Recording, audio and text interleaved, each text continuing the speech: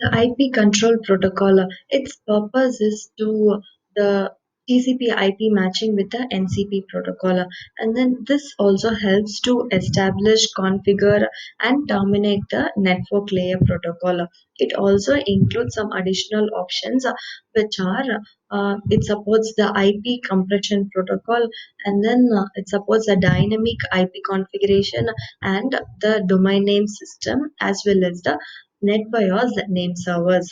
So these are some additional options it supports. And what about the packet format of IPCP? Yes, this is the triple P frame. In that, this part includes the IPCP value, which has the code, length, IPCP data.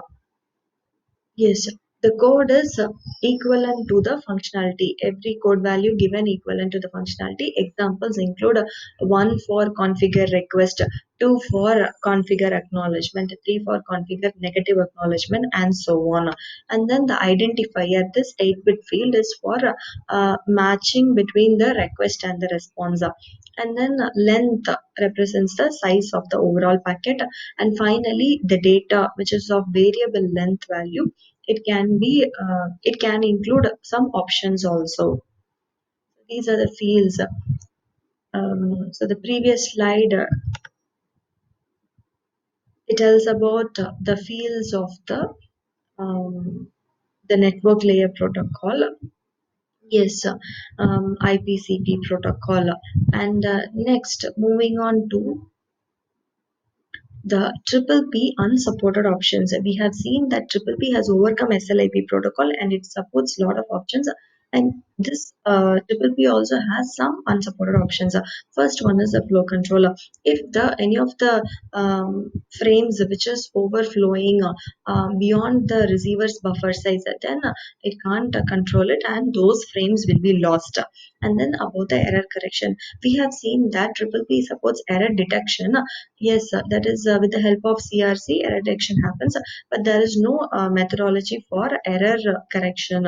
And finally, resequencing. It doesn't support the resequencing at the receiver end. It assumes the protocol assumes that all the frames are being sent in the proper order. So these are some unsupported options. Next, moving on to the tunneling and the triple P, which is the triple P. It supports the tunneling process. What is meant by tunneling?